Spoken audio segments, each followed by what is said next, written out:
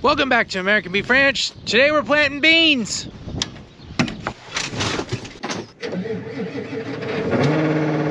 Today at American Beef Ranch we are planting some beans, but not soybeans. We are planting these guys, which are black edible beans, and the goal is to grow them for humans' consumption of high enough quality that they can be sold into a restaurant chain in California.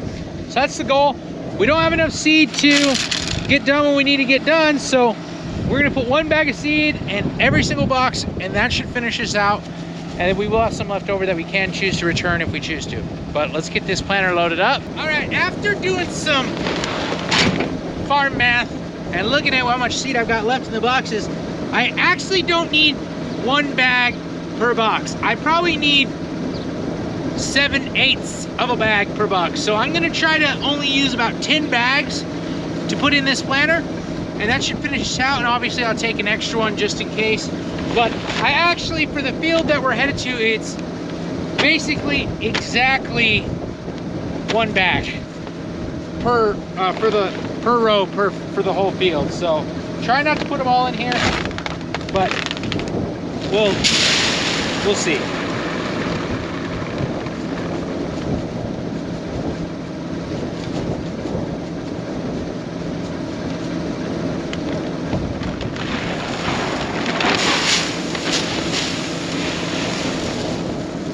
Feels about good. There we go. Now we just repeat the process.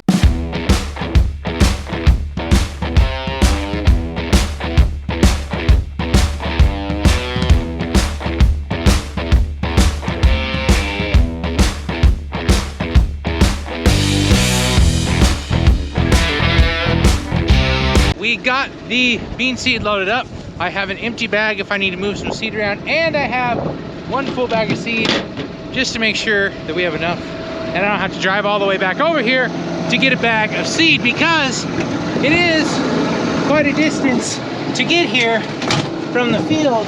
And on top of that, it's really difficult to get to the field, which is the next problem we have to deal with. So this farm, and well, these farms that are all together into this one property that we farm, actually were cut out in the late 1940s. So when they were taken and put into production, obviously equipment was a lot smaller, the entire system was a lot smaller, and even 20 or 30 years ago, most of the equipment was not, that people were using around here, was not that big. The problem being that all of the fence that has been built in the last 40 years, none of the gates are big enough for this planter, 12 row, 22 inch planter, to get through. So basically 22 foot wide, well, 24 foot wide.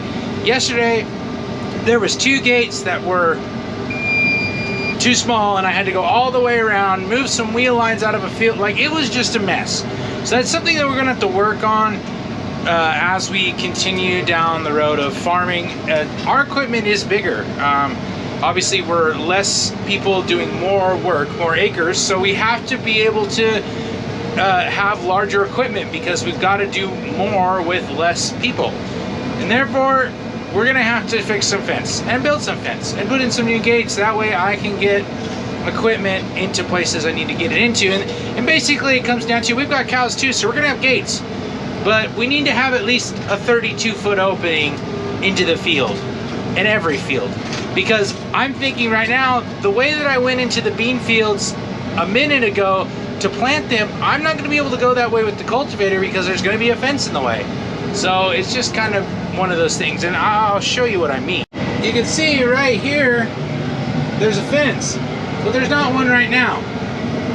That's because I crashed a pivot into those trees, and it knocked the fence down. But anyway, I'm saying this, that I am literally having to drive through this field right now, across that fence, to get to where I need to go.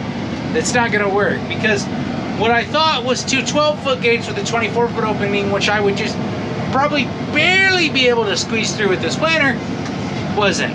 It was 2 10-foot gates with a 20-foot opening, and I'm definitely not fitting 22 feet through 20 feet. So I'm having to drive through this new pasture. This is the pivot behind our house. Yes, I crashed it, long story. But this is the new going to be pasture. We're just letting whatever's here growing And there's a lot of grass growth, there's a lot of weed growth, but I would imagine after the cows graze it and we mow it a little bit, this is gonna be an awesome little pasture. But anyway, we've got to drive through and around and over, and I'll show you some more of the issues we ran into. And yet, here's another example of what I'm talking about. There was a gate post right here this morning. I had to come pull it out, and you can see the gate over here. And there's an old cattle guard here, so we're gonna take it easy. I put all the railroad ties down in the bottom of the hole. But still, even after taking all that stuff out, it's still really tight to get through. So it's just, these fences weren't built for modern farm equipment, and we're gonna have to do it because we have more modern-ish, I mean this 10-year-old tractor, but more modern-ish farm equipment. Let's get to plant. It happened again. I can't fit between there and that head gate right there. That means I'm probably gonna have to take that H-brace out so that I can go in this way, go around the end, and get into the field over here. Is there any other way to get into this field? Think about it, think about it, think about it. No, there's not. No, because that's gonna be way too tight. There's not a gate there, and that's too small of an opening. I mean, that sucks. I gotta drive 2 miles that way to get the skid steer, drive the skid steer back. Anyway, all right, the Deutz and the planter is gonna stay right here. I'm gonna walk through another one of these gates. This is the original one I was talking about, 2 10-foot gates. Not big enough for that setup right there. So let's walk right over here to my work pickup, hope it starts because the battery's going bad, and then go get ourselves a skid steer. Come on.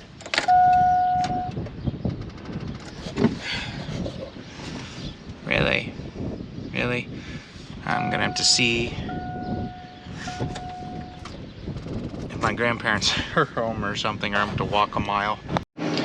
1 hour later, literally, because of course the battery on my work pickup was bad.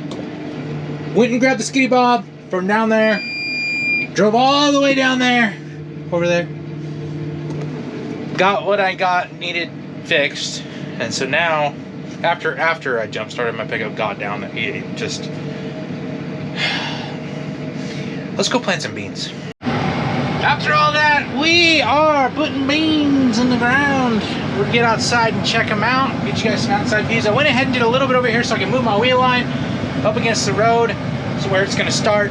And now we've got from here to the fence to do, and you know, putting those beans in the ground. Hey, let's get down here and see what kind of job we're doing. This was a hay field that had a bunch of grass in it, so there's a lot of trash. Let's see, our road here. And I'm not planting them super deep because it's dry.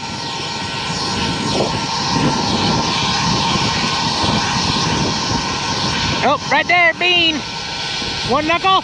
Perfect. Let's jump back up in the dike.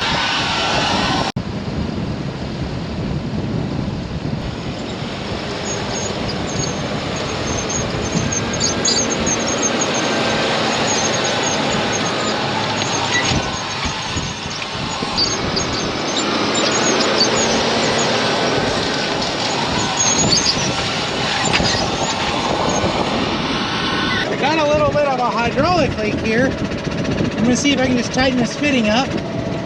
Yeah. All right, that's fixed. We'll have to mount that thing before we do any more planting. We'll finish this field, but we'll have to mount that thing.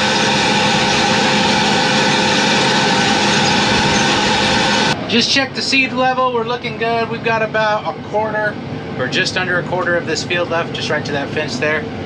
Planting good. Deutz is running great. And one thing I did want to say about the tractor, it's kind of similar to Fint in the way that it runs. Like, it basically, you get it doing what you want it to do, and then it sets the engine RPM to like the lowest possible it can maintain what it needs to do.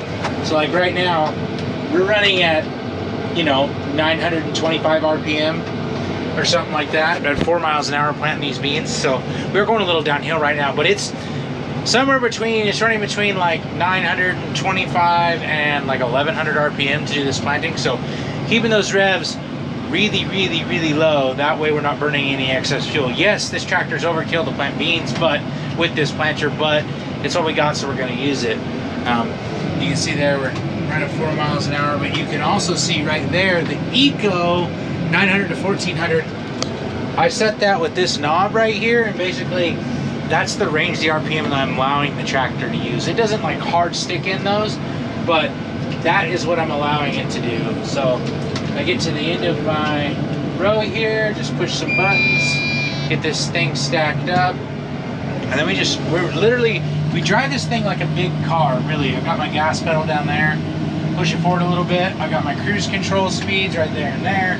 So those are obviously set. On the back here, I got a command button that goes from forward to reverse, and then I can adjust how harsh that is from up there. Get turned back around on a row and get going again.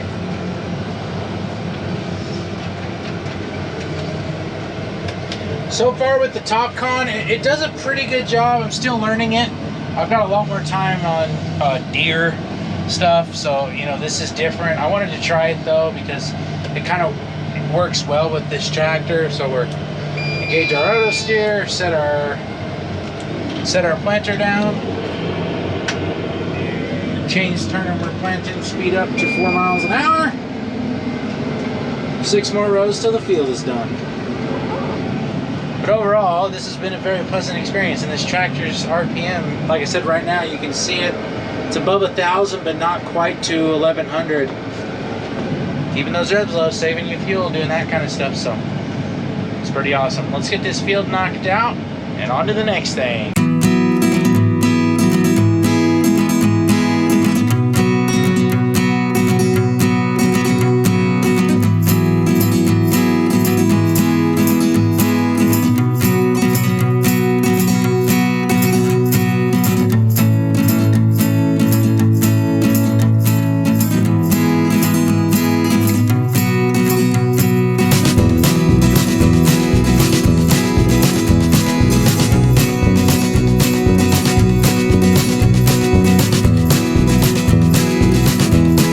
Beans are done, but I broke my door.